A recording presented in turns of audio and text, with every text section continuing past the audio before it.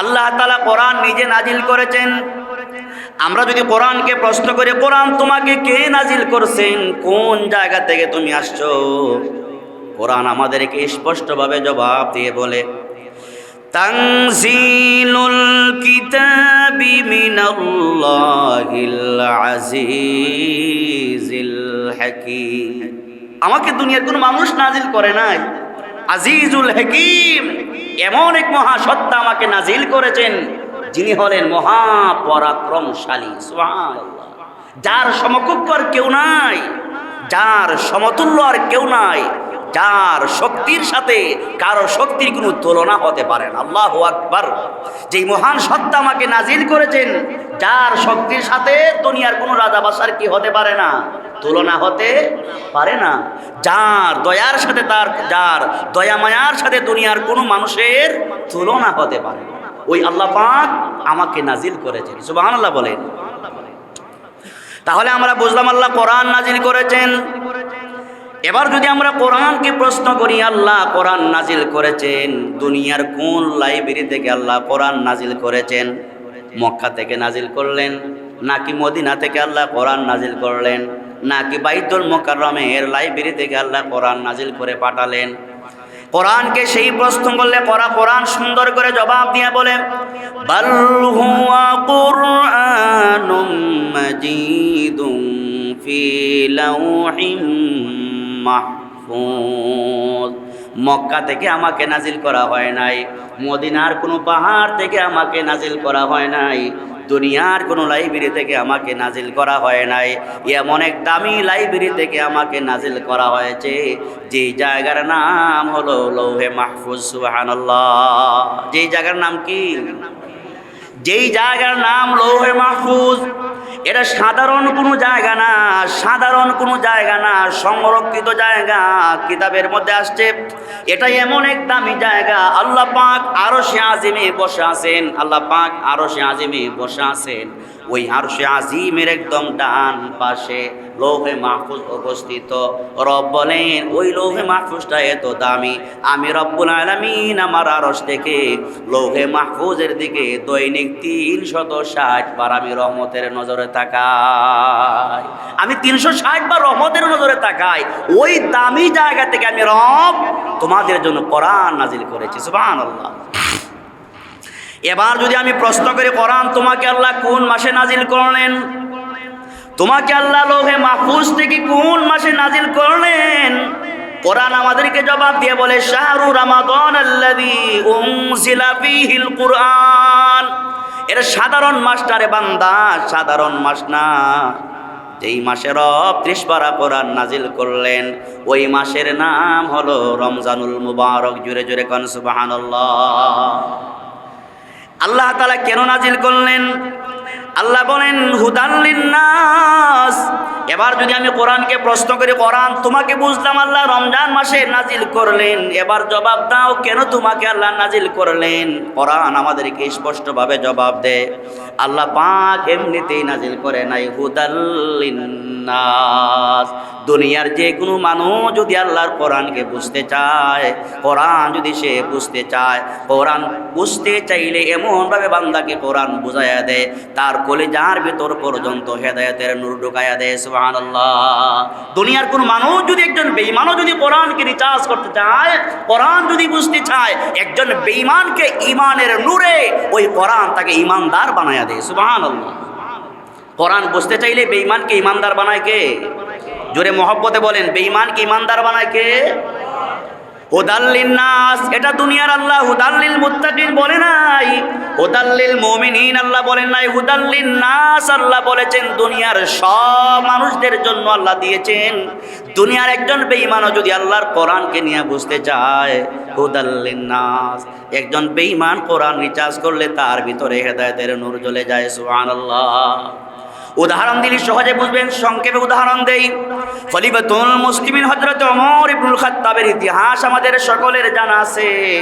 হযরত ওমর ইবনুল খাত্তাব বাইতুল্লাহর পাশ দিয়ে হেঁটে যাচ্ছেন, এমন সময় তাকায়া দেখলেন আল্লাহর নবী হাতিমে কাবায় হেলান দিয়ে কোরআন তেলাওয়াত করতেছেন। হযরত ওমর তখনও কিন্তু মুসলমান হন নাই। তখনও কিন্তু মুসলমান হন না। কোরআন তেলাওয়াত শুনলেন, নবীর আড়ালে, নবী যেন না দেখে, নবীর আড়ালে হাতিমে কাবার ওই দেয়ালের পিছনে দাঁড়ায়া নবীজির কণ্ঠের কোরআন তেলাওয়াত ওমর শুনতেছেন। সুবহানাল্লাহ। হযরত ওমর তখনও মুসলমান হন নাই, নবীজির আড়ালে আড়ালে দাঁড়ায়া দাঁড়ায়া নবীর কণ্ঠে কোরআন তেলাওয়াত শুনতেছেন। আর মনে মনে ভাবতেছেন, এই কোরআন আমার নবী, এই কোরআন আব্দুল্লাহর বেটা মুহাম্মদ কোরআন তেলাওয়াত করতেছে। এত মজা আব্দুল্লাহর তেলাওয়াতের মধ্যে মজা, এত মজা। আল্লাহ পাক কি তার মুহাম্মদকে জাদুবিদ্যায় পারদর্শী করে দিয়েছেন।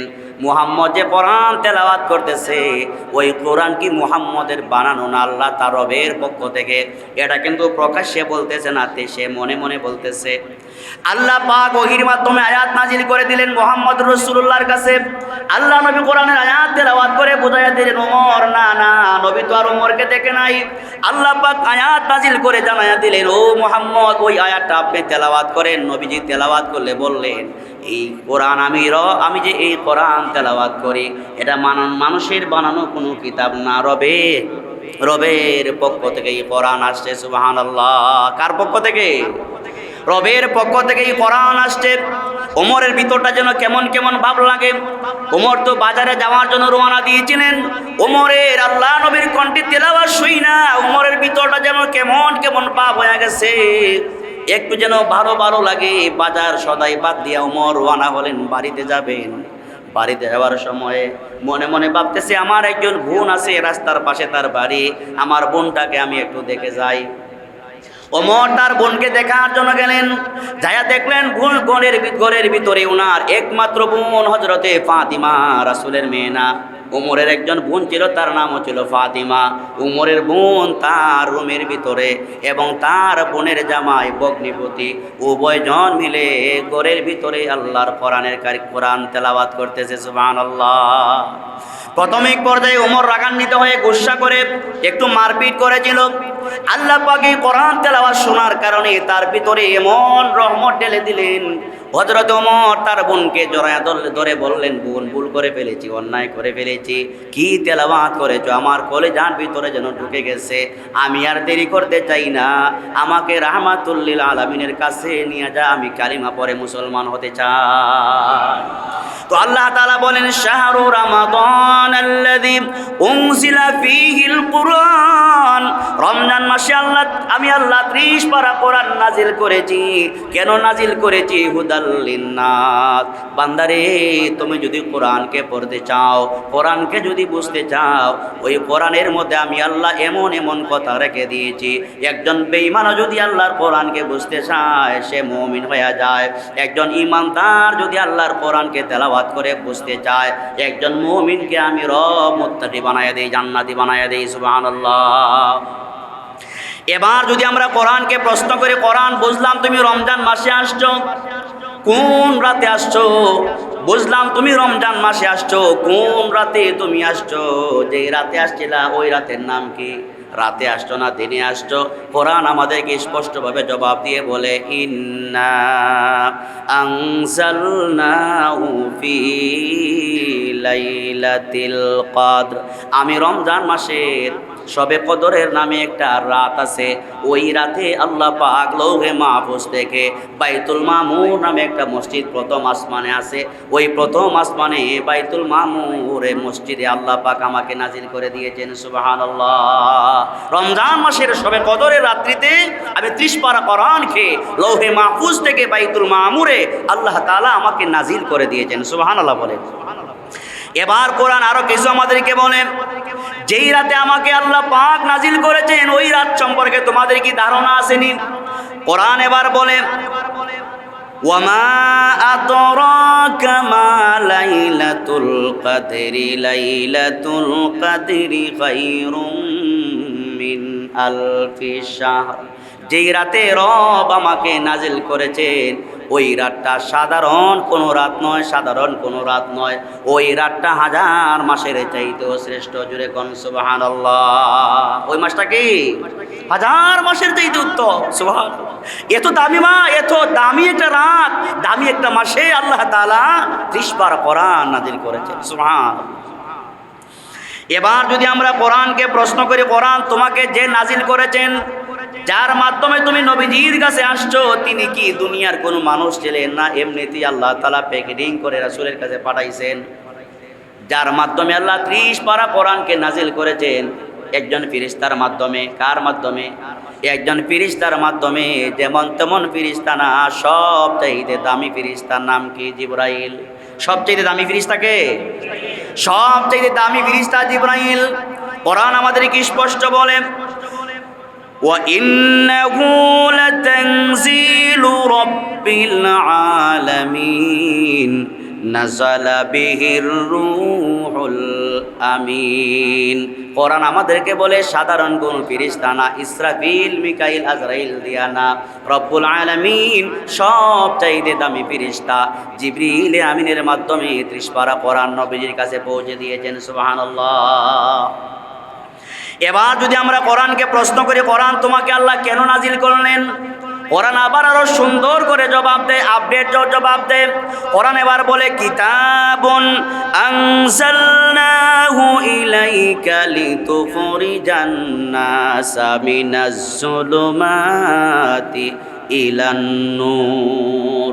আল্লাহ তাআলা আমাকে এমন কারণে নাজিল করেছেন, মিনাজ যুলুমাতি ইলান নূর, যেই লোকগুলা অন্ধকারে আছে, কোরআন তিলাওয়াতের মাধ্যমে ওই অন্ধকার থেকে আল্লাহ পাক তার বান্দাদেরকে আলোর পথে এনে দেয়। সুবহানাল্লাহ। যেই লোকগুলা জাহান্নামের পথে আছে, কোন পথে আছে? যেই লোকগুলা জাহান্নামের পথে আছে, ওই লোকগুলা যদি আল্লাহর কোরআনকে রিচার্জ করে, জাহান্নামের পথ থেকে কোরআন তাকে জান্নাতের রাস্তায় উঠাইয়া দেয়। সুবহানাল্লাহ। আপনি বাঁকা পথে আছেন, আল্লাহর কোরআন যখন আপনি তেলাওয়াত করবেন, ওই কোরআন তেলাওয়াতের মাধ্যমে, কোরআন রিচার্জের মাধ্যমে আল্লাহ পাক আপনাকে জান্নাতের পথে উঠাইয়া দেয়। জোরে কোন সুবহানাল্লাহ।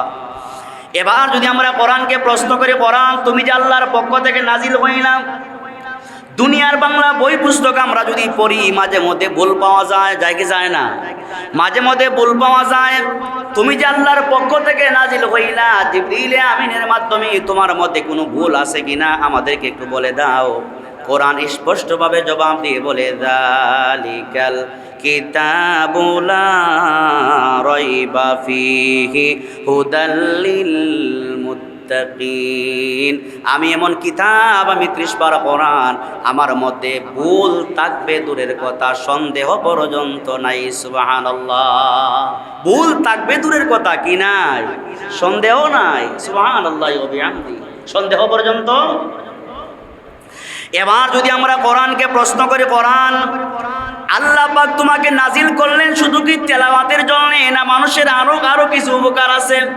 কোরআনকে যদি আমি প্রশ্ন করি, কোরআন তোমাকে যে আল্লাহ নাজিল করলেন, তুমি কি তেলাওয়াতের জন্যই নাজিল হইছো না আরো কিছু উপকার আছে? কোরআন আমাদেরকে জবাব দেয়, ওয়া নুনাজ্জিলু মিনাল কুরআনি মা হুয়া শিফাউন ওয়া রাহমাতুল লিল মুমিনিন। সুবহানাল্লাহ বলে। কোরআনকে যদি আমরা প্রশ্ন করি যে তোমাকে আল্লাহ কেন নাজিল করলেন, কোরআন আমাদেরকে জবাব দেয়, ওয়া নুনাজ্জিলু মিনাল কুরআনি মা হুয়া শিফাউন ওয়া রাহমাতুল লিল মুমিনিন।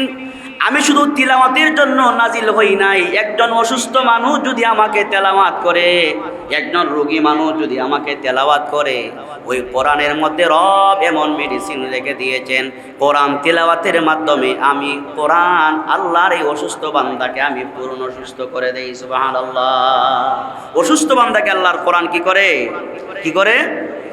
সুস্থ করে দেন। সুবহানাল্লাহ।